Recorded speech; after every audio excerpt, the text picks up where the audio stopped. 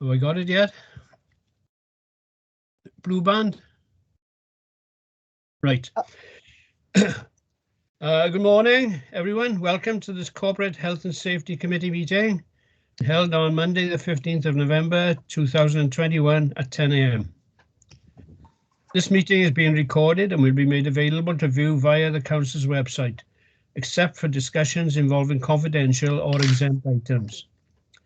Therefore, the images or audio of those individuals present and or speaking will be publicly available to all via the recording on the Council website at www.caerphilly.gov.uk. If members lose connection during the meeting, please make every attempt to reconnect. However, the meeting will continue as long as it remains a quorum. Committee services staff are available and will be able to assist you to reconnect if necessary. Today we'll be using Microsoft Forms for voting on agenda items. Okay. Right. Can I have apologies then for absence? Oh. Yes, Chair.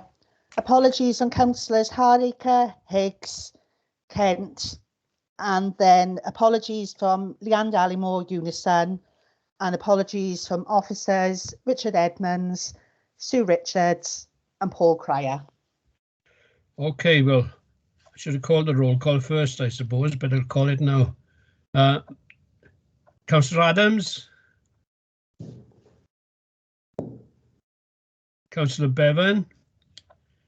Yes. Councillor Gordon? I can see you, Colin. I can see you. You can't hide. In attendance. Before you carry on, Chair, can I ask Beck a quick question on apologies? Have any of the officers sent any substitutes? Can I finish the roll call first?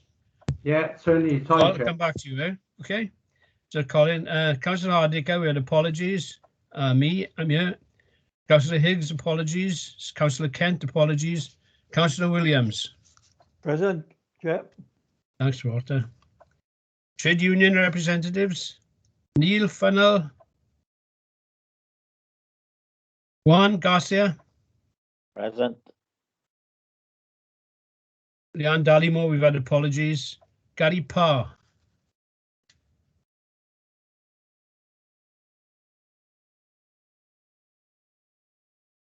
Right, I got apologies from Mr. Edmonds and from Mr. Cryer and Sue Richards, Mrs. Richards.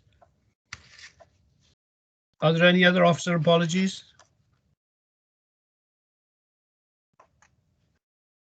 No.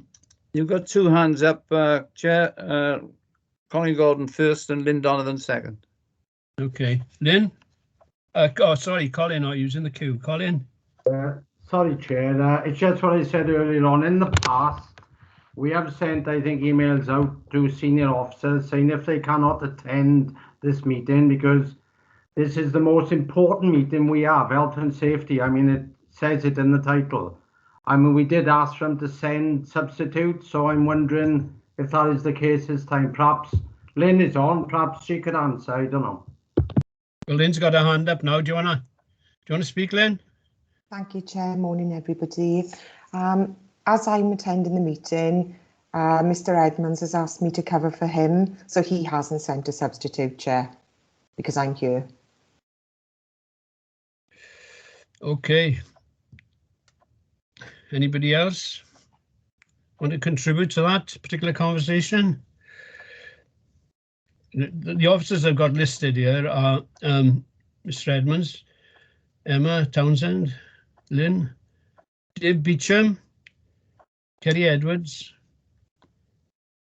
Paul Cryer, apologies, Sue Richards, apologies, Mark Williams, Andrew Wigley. Andrew is here, I know because I've seen him. Andrew, can you hear me? Yes, I'm here, Chair. Mark, I can see Mark. I'm here, yep.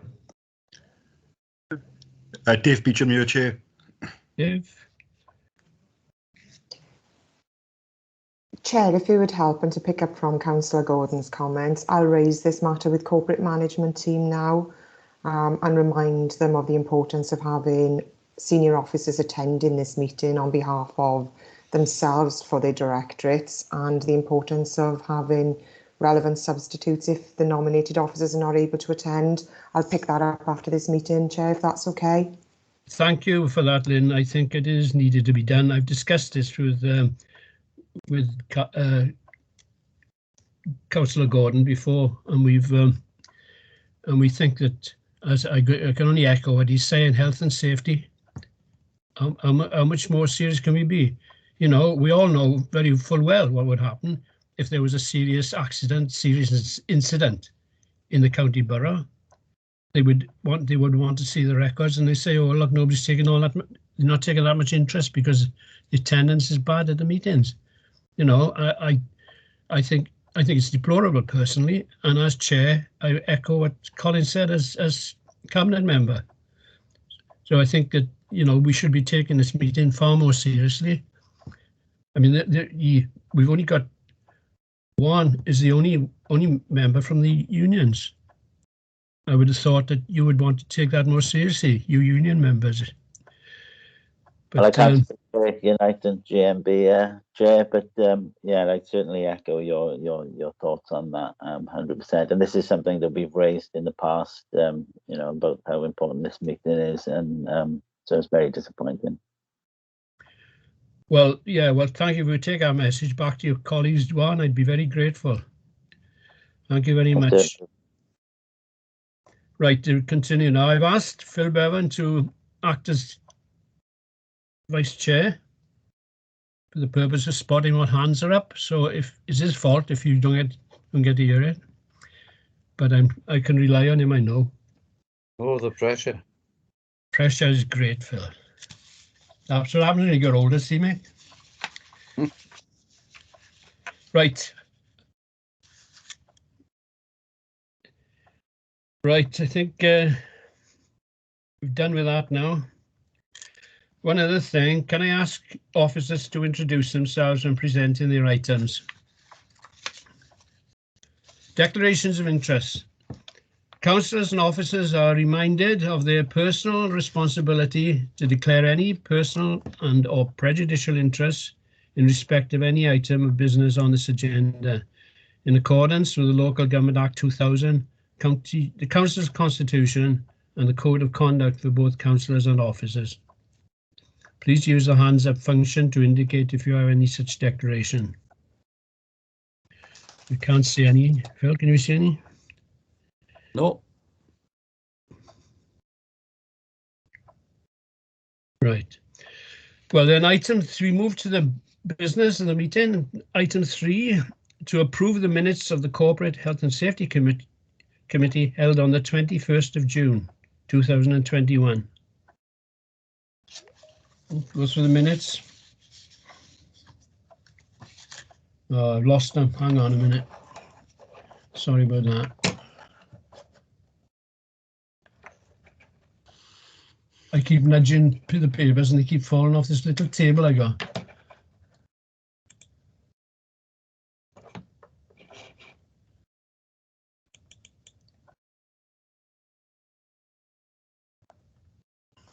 Sorry about this. I've lost connection now, but it's coming up.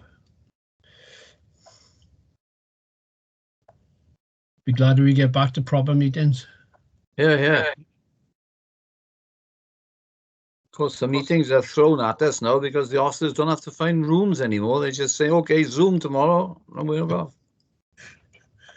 All right, I'm not going to get controversial, Phil. Where are we? For God's sake, come on.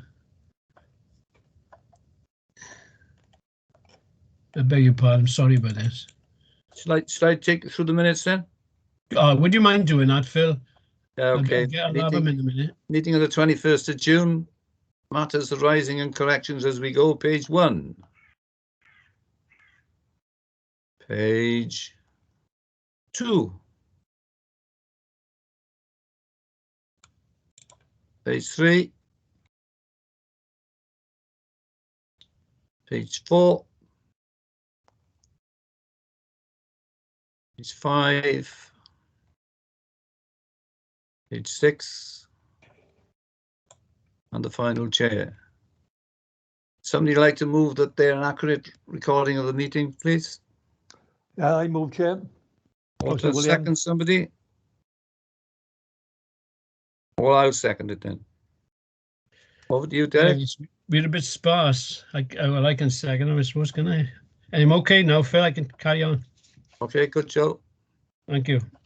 Agenda item 5 now then. Item 4? No, I got item 4 here. Emma? Thank you, Chair. This is health and safety overview, is that correct? Yes, that's right. Sorry about that, yes. I think Rebecca's got her hand up. Thank you, Chair. If you could ask members, the forms vote for the minutes have just appeared on your screen. So if you could ask members just to click yes, no or abstain, and then we can record the vote on the minutes then. Thank you, Chair. All right, thanks, Rebecca. Did everybody get that?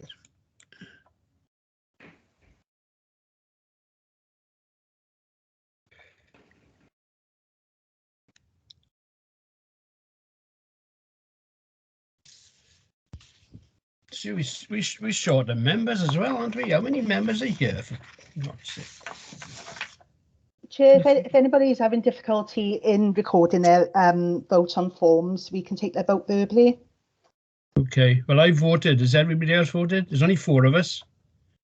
Walter's voted. Phil? And Colin? I don't think I did. I had a vote, Chair. I haven't got a vote as cabinet member. Cabinet member, no, he didn't. So there's only 3 of us then. There's only 3 of us here then. Is that correct? That's carried then, Chair. Thank you. Is it correct? Yes, Chair. Okay. Surprising, isn't it? Okay, shall I take the next item then, Chair? Yes, which is a presentation, a quick overview of health and safety. I'm going to start by sharing my screen, if that's okay.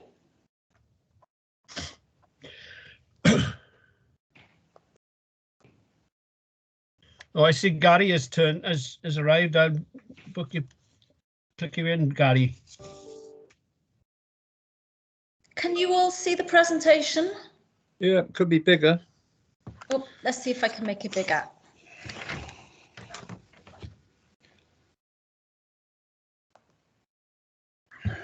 Go. Sorry, I'm not quite sure what's going on there.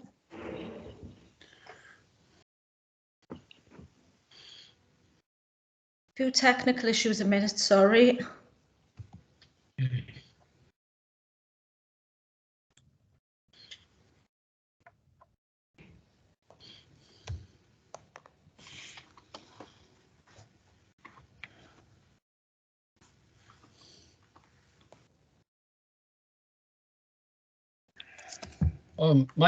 Mike? Yeah, I'm just sorry I'm late. I was tied up with a couple of other things, and I hope I haven't missed too much. No, you're all right. I'll fill you in after. Mike and Gary Parr. Gary, I've got you as well. Yeah, sorry, I was tied up at another meeting, sorry. Okay.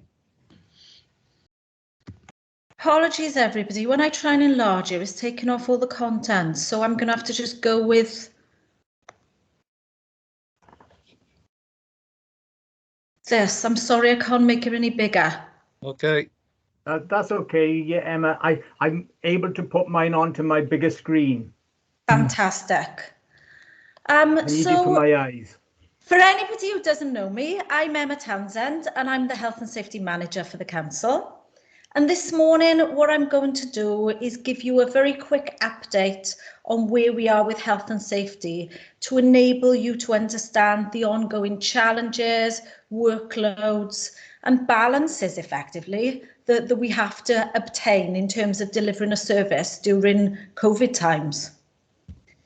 I think it's fair to say that the situation remains challenging, But on a positive note, we are continuing to respond to routine and non-routine demands, albeit occasionally a little slower than we would usually like. So COVID, it all has to come back to COVID, doesn't it? COVID does remain a significant health and safety pressure. The fact that we're more than 18 months into a global pandemic can in fact make it more of a challenge for us as people are effectively getting desensitized to COVID controls. And it's a real challenge because sometimes the controls that we have to have in place in the workplace are different to community controls. So the health and safety team are heavily involved in updating risk assessments to reflect changes, particularly changes to Welsh Government guidance. Schools are a particularly time-consuming piece of work because the guidance does change very, very frequently, and we then support with advice and interpretation of Welsh Government guidance. So practically, it does impact on us too in terms of the day-to-day. Training, we are delivering training in a physically distanced way. I would say that we also are delivering training via Teams where possible, but delivering in a physically distanced way means that we've got to effectively deliver twice as much training to allow physical distancing. The biggest challenge for us is to ensure that day-to-day health and safety is still managed and that health and safety is not an excuse, or COVID is not an excuse for not complying with health and safety duties. So we are trying to move on in terms of health and safety compliance. General inspection programme, that is certainly something that we are prioritising. We went out and carried out inspections on 33 pavilions over the summer. We've worked with highways and we've done some inspections of civic amenity sites and highway sites. We've been doing some work with Tiraberth Depot, with the managers there, and also with unions. We've been working on putting in place an escalation procedure for outstanding health and safety tasks.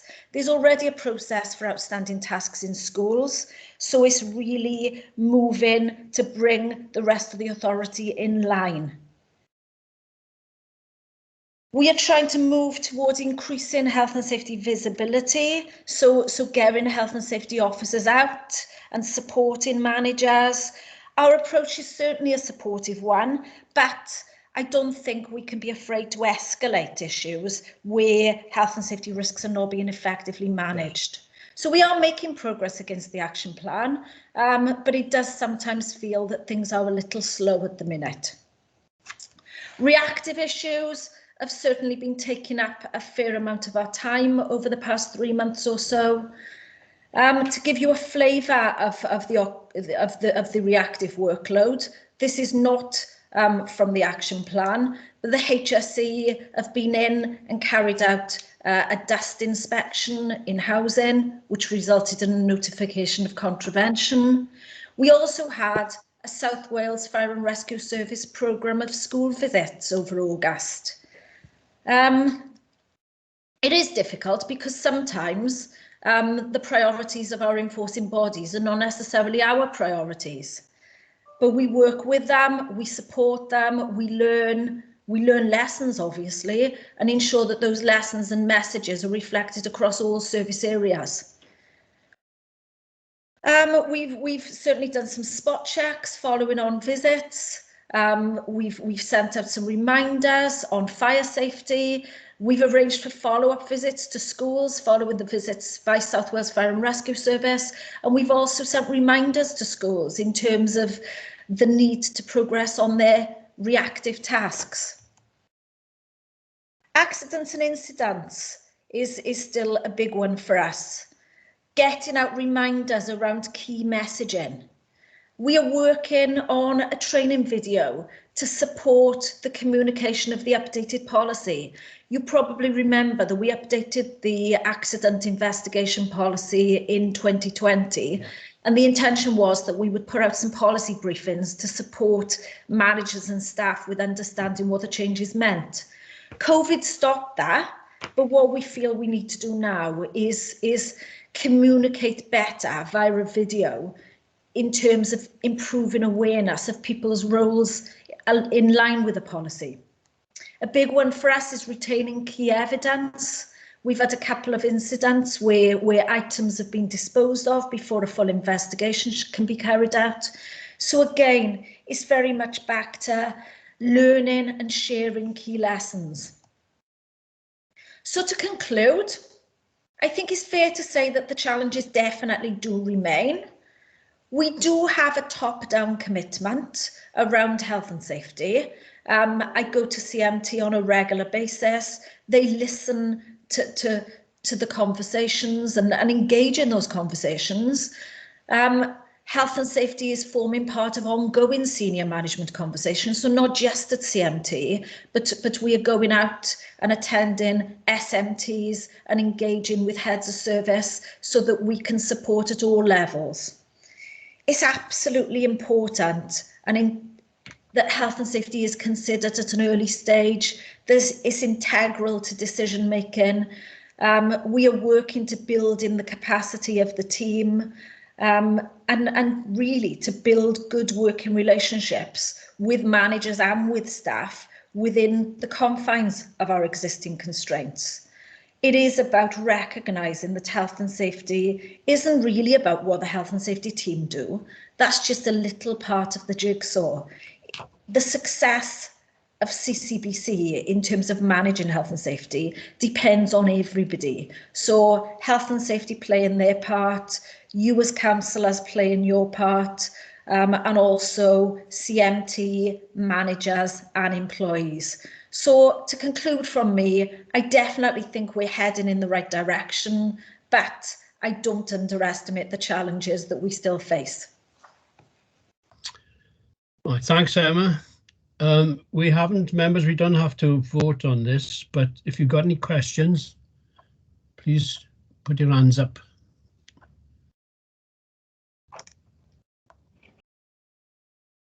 Chair, Councillor Mike Adams.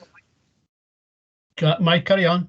Yeah, just to go on, Emma, regarding the constraints and issues around COVID that's can affect us almost at a moment's notice.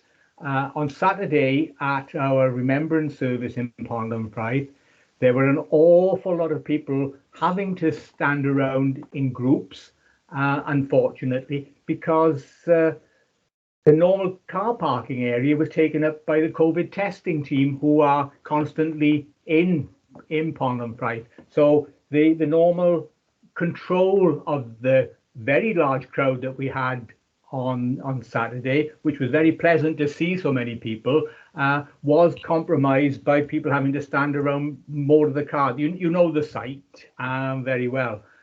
So that didn't help us to have the best control of a large number of people, although of course it was outdoors and the weather was good. So it didn't help us to properly control how the crowds who attended were there. I'm sure Councillor Gordon would add to that, because he witnessed exactly the same thing.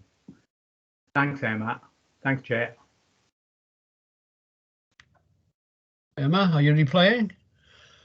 I don't think there's really much I can say to reply, Councillor Havard. I think it's a fair point that sometimes decisions that are made to manage one health and safety risk impact inadvertently on another one. And that's clearly what's happened in this case. Councillor Adams, you're correct, being outside and wearing face coverings and distancing where possible will all obviously help in terms of mitigating. But COVID does introduce, as you rightly say, a myriad of challenges at very short notice. Councillor Bevan, have you got your hand up, or are you? I have, yes. I was just concerned about the fact that on the weekend I was down in the Arms Park with 69,000 people. It's controlled there. I don't know how many incidents are coming out of that, with how many people are coming out of that with having caught COVID or not. But however, I think it's something that we've got to live with, isn't it? The way people respond in the Arms Park, people are very good. You wear your mask, you show your National Health app on the phone, and you get in, and you only wear your mask again if you go off for a drink or for a necessarian. But the other point I was going to make is the fact that we discussed earlier about the importance of officers if they can't make it, and unions if they can't make it, must provide deputies. I don't think it's just a request; it's a must. And I think I agree with what Mike and you were saying, Derek. It's important, and Emma has emphasised the fact that it is important. We think it's important, and officers should be of the same mind. Thank you. Walter? Thank you, Chair. A problem I've had in my ward most of the summer, and I still have, because my ward goes from the Rock Garage right up past Ollybush, which is 3 or 4 miles. And a lot of it is covered by overgrowth and bramble, the pavements. And resident after resident is complaining to me they got to walk on the road. Or one resident said she nearly caught her eye on this overgrowth of a branch. I've approached parks no end of times. And then they push it on, oh, that part of the road isn't parks, it's highways. And highways will say, oh, that's not me, that's countryside. And then they say, oh, that's private land. We'll have to write a letter to them. But all the time, nothing has been done. So I don't know what else I can do, really. But I think these departments should be looking at a serious health and safety problem when people with chairs, prams, and young children have to walk on a busy road to get from A to B, you know. And I mean, once it's done once, that'll last for a couple of seasons. But to just go places and say, oh, it's not too bad, or a little tickle up here with the edge cutter, that's not good enough. It needs a tractor trailer, a frail to really sort it out. Because people say, oh, it's not like it's in Blackwood. Well, no, Blackwood got a lot of more houses and what have you next to payments. We've got a lot of countryside. And I do feel we've been neglected a little up here. Okay. So I don't know what else I can do, really. I keep pushing at the departments. Well, thank you, Walter. Perhaps as an officer who'd like to give you an answer now. Chair, I don't think we can really give an answer. I think that if Councillor Williams wants to drop me an email, then I can certainly try and identify whose responsibility it is with the relevant departments. When it comes to private ground, then we have to be mindful of what is within the remit of the council and what isn't.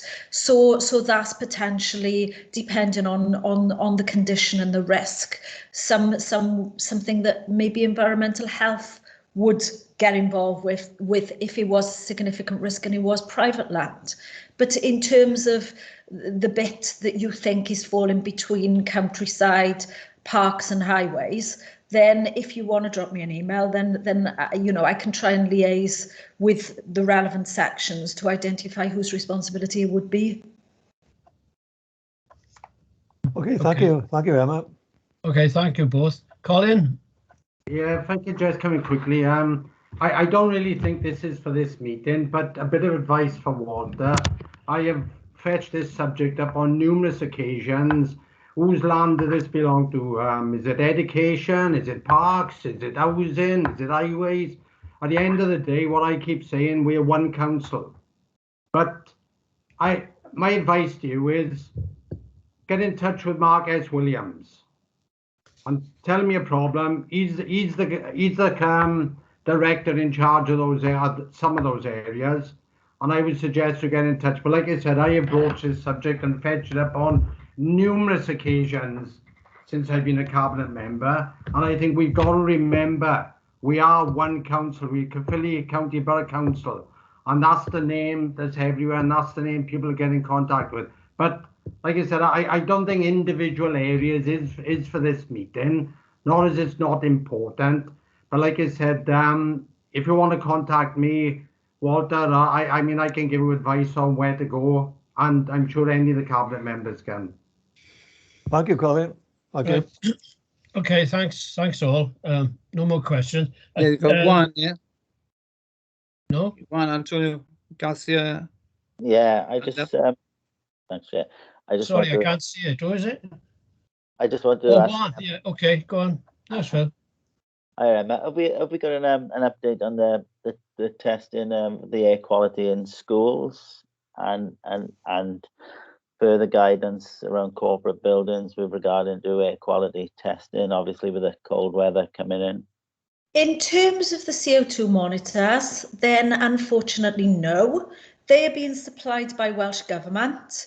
I did ask for an update from the Chief Education Officer last week, and she came back and informed me that there's been nothing from Welsh Government yet. I would say that the HSE guidance and Welsh Government guidance on air quality in terms of reasonable mitigations and maintaining thermal comfort is reflected in the most recent schools risk assessment and also in the corporate risk assessment. Okay. Okay. Yeah. Right on. Right. Can I just refer you back to the conclusions of your report, Emma? I think that just about sums up what this cabinet member and I were saying at the beginning, right, about involvement, everybody's involvement, officers, you know, and non-members, of course. But really, if we take those conclusions seriously, can we look forward to a closer working with our officers? I think so. I think everybody is buying into where we need to go. I think COVID has produced a unique set of challenges from a health and safety perspective, but also in terms of officers in other areas, because I'm very mindful of the fact that COVID doesn't just put a pressure on the health and safety team, it puts pressure on everybody to get things done. And it's just closing that loop around COVID cannot be an excuse for not doing things. So we were facing in the right direction on health and safety previously.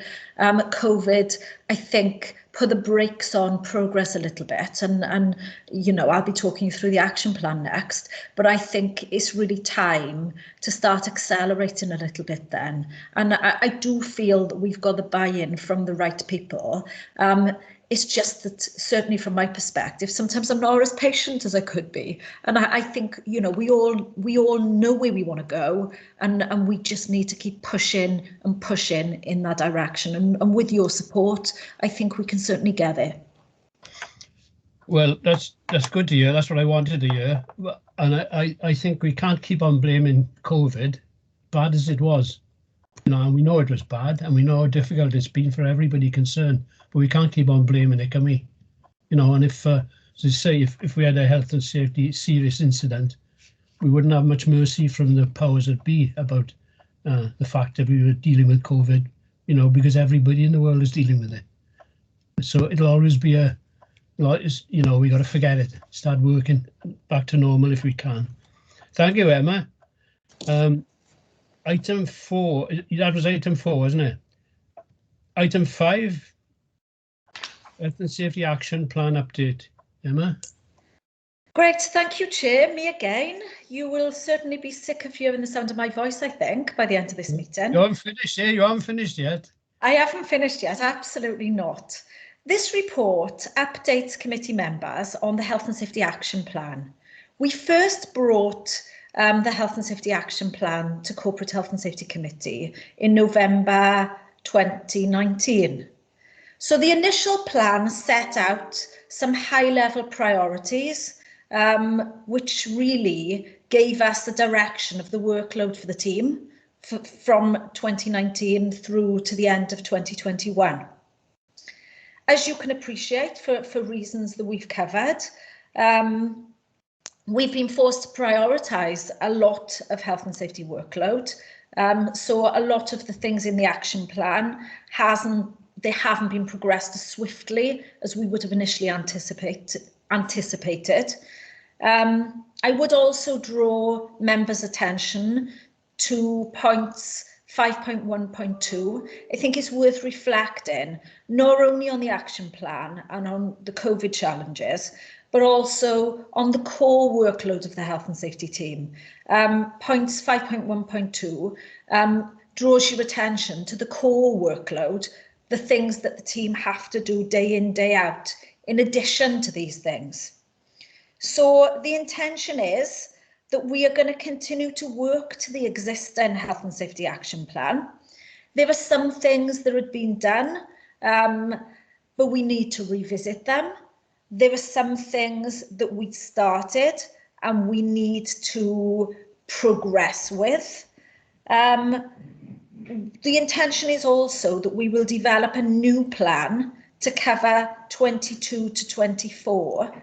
And together these documents with directorate action plans, because the corporate action plan sets out our high level priorities, and obviously from an operational level, the health and safety officers work with directorates to set out directorate priorities and a directorate plan. So these documents will together allow us to monitor and review our health and safety progress. So what I would suggest is that I bring the update 22 to 24 to a future meeting and we continue to monitor against our existing plan. Okay, well, we don't have to vote on that either. It's for noting only, but any questions?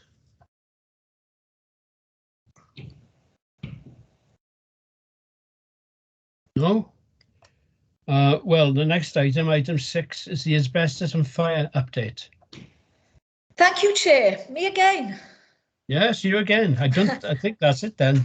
You can go on then after that. I'm going to share my screen again, if that's okay, Chair. Yeah, you carry on.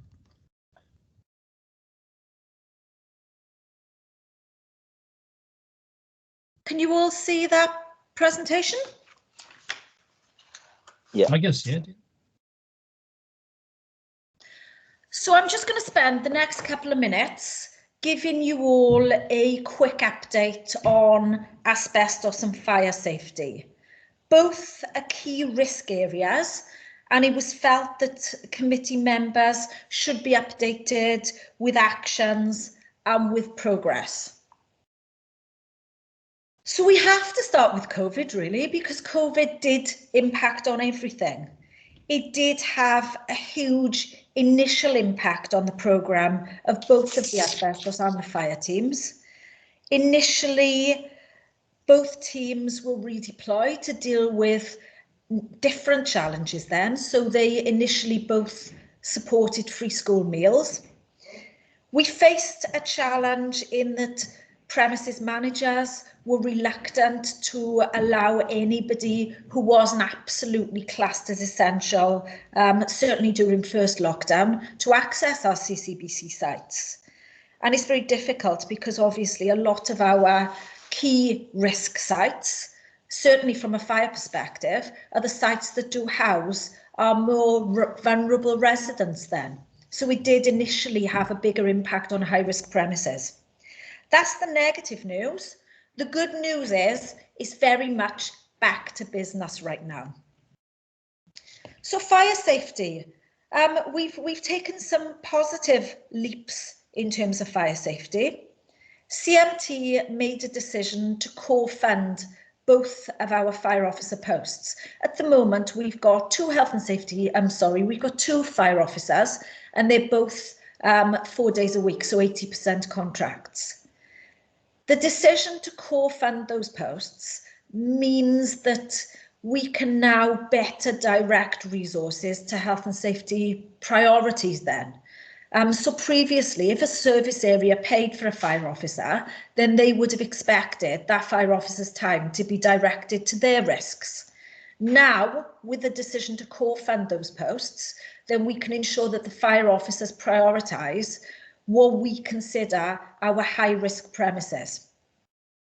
So sleeping risk remains our priority work stream for obvious reasons. We've recently completed a programme of reviewing all residential care homes. So the fire officers have been in and they've completed updated fire risk assessments on all of our care homes. They're all now published. Sheltered schemes and flats, work has commenced on those, so that's very much a work in progress. We've already touched on the fact that South Wales Fire and Rescue Service visited a number of schools over the summer. Obviously, we've wanted to send our fire officers out to the schools that are being visited to be able to respond to the fire service and also to monitor actions and progress. So that's pretty much been what we've been doing. We've also sent out a reminder to our building managers of the need to complete an annual fire risk assessment review. It's not possible with the number of premises we've got to get a fire officer out every year. And actually it's not desirable either, because we've got to best use our resources. And what the law says is we need to review our fire risk assessments, not that the fire officers have to review them. So it's been a requirement on building managers for many years, but we've reminded them of this, and we are planning to bring annual fire risk assessment reviews into part of the monitoring of the statutory maintenance group. So we're not just telling building managers that they've got to do it, we're going to be checking that it's done. We're also seeing an increased demand for fire officers to comment on plans and proposals for new builds, extensions, so on and so forth. It's created an additional pressure, and I'm happy to report that it's been approved that we can appoint a new fire officer on a temporary basis for 2 days per week to support with reviewing plans and ensuring that we are fully up to date with our fire risk assessment programme. The final update from a fire safety perspective is that we are including exterior risks into our fire risk assessment template. So our fire officers are very good and they've been doing this anyway. So when they go out, and this is obviously a post-Grenfell thing, and now there's been a legal requirement to do this. So we've been doing it for a number of years, looking at the exterior construction of buildings, but we are formally including it so that we can now demonstrate that we're doing it. And again, we're closing our loop in terms of managing our fire safety risk. If I just quickly move on to asbestos management, I would say in terms of asbestos management, it's very much a case of reviewing and building on progress to date. The team are fantastic. And I think we need to reflect on the amazing work that has been done to date, particularly in terms of the Asbestos in Schools programme, which resulted in huge amounts of asbestos-containing materials that were deemed to be high risk being removed from our school sites. So in terms of moving forward, we are considering the role of the asbestos management team and their relationship with other CCBC asbestos officers. We're looking at asbestos training. This is actually something that we do very, very well. However, there are some gaps. The training we do is done very well, but there is a mandatory duty to manage training for premises managers.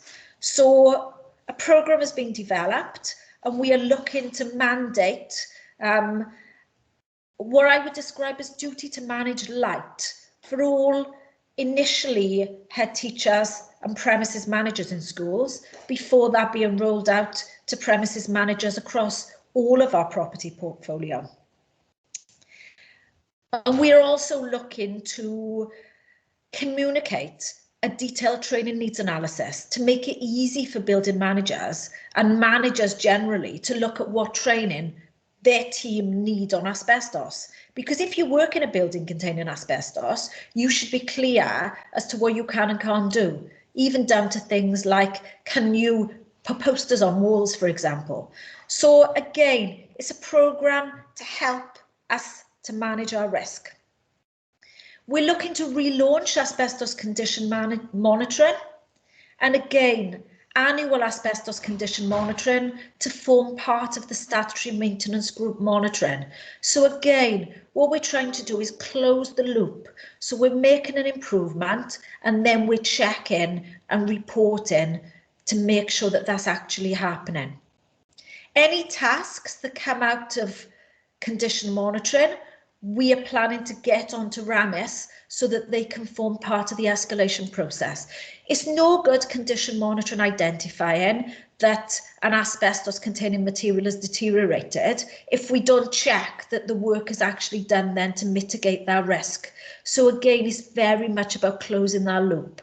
And in terms of the relaunch of condition monitoring, it's about making sure that the people who are doing the condition monitoring have the right training to demonstrate that they're competent. So again, the asbestos team and our training team have been working really hard to put together a simple training package so that we can make sure that we are ticking all of the boxes and doing the right thing here.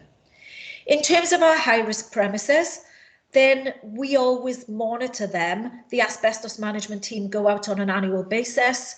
I'm happy to report that those checks have been completed for this year, so we know where we are with our high-risk premises. We are looking to contract out our high priority asbestos management surveys. I would like to point out here that that's not because we haven't already got surveys in place. Sometimes, due to the amount of work that's gone on in a building, then it's very difficult to keep updating a survey, particularly if the information isn't live and on RAMIS. So there are a number of sites, I'd say less than 20, where we've identified that they need new surveys and we are looking to contract out those surveys. I would also report to committee that this has already been part of a conversation with CMT, who are fully bought in to proposals. They have asked that I put together a briefing note to go to the Director of Education and Corporate Services for consideration, and that is likely to be with the Director very shortly. So again, a clear plan to manage our asbestos risks going forward. To conclude, I would say there's always room for improvement. Anybody who says they're doing a fantastic job and they can't do anything better on fire, asbestos or health and safety is clearly not telling you the truth. There's always room for improvement. And I would say to you, I don't mean room for improvement in the work that the team do, but in terms of our wider approach. We are working smarter, we are closing those loops, we are improving our reporting, we are reviewing our policies and our guidance. And I think this will mean that we are better able to be satisfied that our risks are fully controlled. So we got a clear way forward. The teams have both very much been a victim of their own success. I would propose that our way forward for both areas is developed into action plans. And again, at a future date, I bring those action plans back to this committee. But I do feel that our proposals allow us a better and improved management of these key critical risk areas. All right. Thanks, Emma. Again, we're asked to note this. There's no vote, but any questions?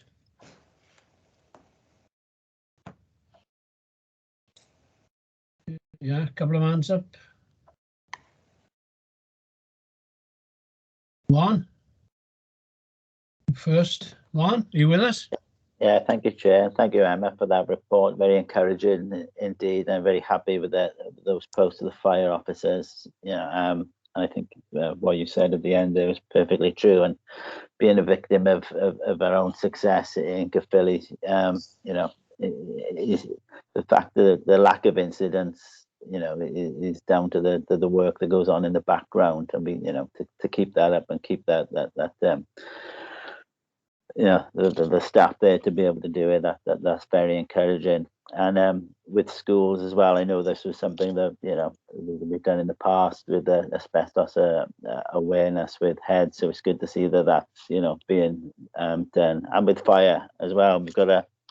I've been in many schools due to COVID over the past 18 months, but one of the ones I did do, one of the immediate things I saw was, you know, in a staff room, as teachers like to do, or staff like to do, is cover walls in crepe paper, and a massive display. This one actually was the whole room, and again, you know, fire spread is you know, if you see how quickly a building goes up, and corridors where there are a lot of paper coverings on the walls, you know, that's one of those things that I hope will be that, you know, that training will remind people and bring there some things you don't think of, but actually, you know, a fire can start in one corner and the smoke is actually on fire itself, and you know, and with the fire spread, it's very quickly how dangerous those places can be. And obviously with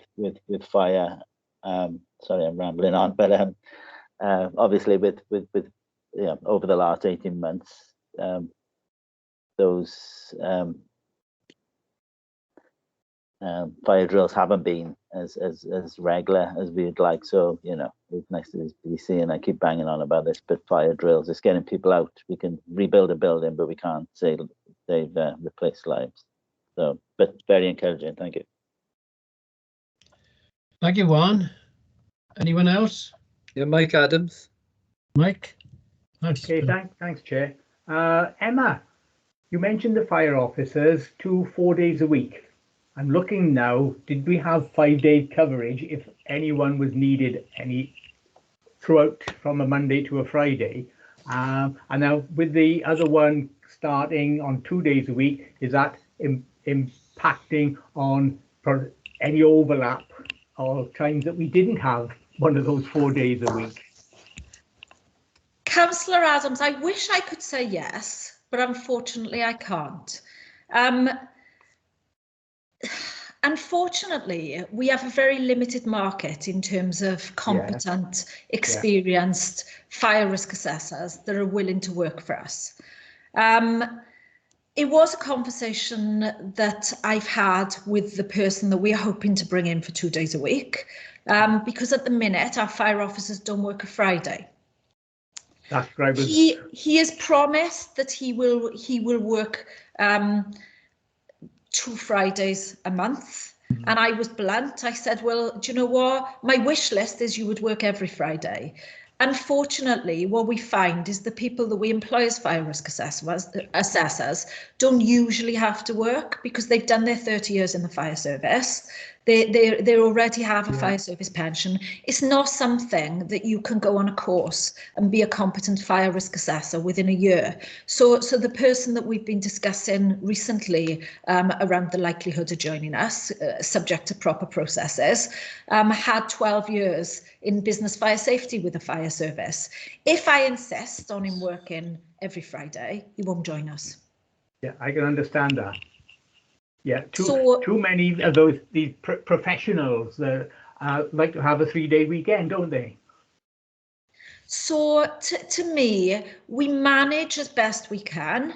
There is always a health and safety presence 5 days a week. And in the event of there being an incident, then the fire officer would just really turn up to give some advice, because the fire service would carry out a fire investigation via trained fire investigators, not our team, because they're not trained fire investigators, they are fire risk assessors. So there would always be a health and safety person who could take charge and assist the building manager in the event of an incident. And the routine workload of the fire risk assessors can be planned in and managed without Fridays. That's okay. So not ideal, but it's the best we can do. Best that is available. That's okay. Thanks, Emma. It's pretty much in line with what I would have expected as an answer, because the background of these people is as you perfectly described. And they got background and long-term income streams, haven't they? Absolutely. And that's it. Okay. Thanks, Emma. Okay, thanks, Mike. Anyone else? No. I just like to echo what Juan was saying though about the speed of fire. I mean, I was ground crew in the Air Force, and we had endless fire drills, endless. And then when I went into teaching, I realised how casual the attitude there was about fire drill. And really, it was deplorable, because we'd have the fire drill. Half the people who were supposed to be there didn't turn out to be recorded. Nobody ever did anything about it. And then the next fire drill would come along, and everybody, it was just as chaotic as the one before. And I think that having sort of the experience in the RAF of fire drills, meaningful fire drills, because they were as real as we could make them, including certain aircraft on fire and letting us deal with it. But I think that people need to be more and more aware of what can go wrong, and particularly, as Juan said, the speed of a fire. You know, it astonishes people, and that's what catches people out. And I think that, but your plan is good. It's a good one, Emma. I like it. It's nice. I think we all agree on that. It's a good plan, and you know, Godspeed with it. Thank you. And I would ask members to endorse it. We're only supposed to note it, but I certainly endorse it. I would think other members would agree. Yeah. Yeah. Certainly, Chair. Well done. Okay. Right. Well, there are 2 items left, but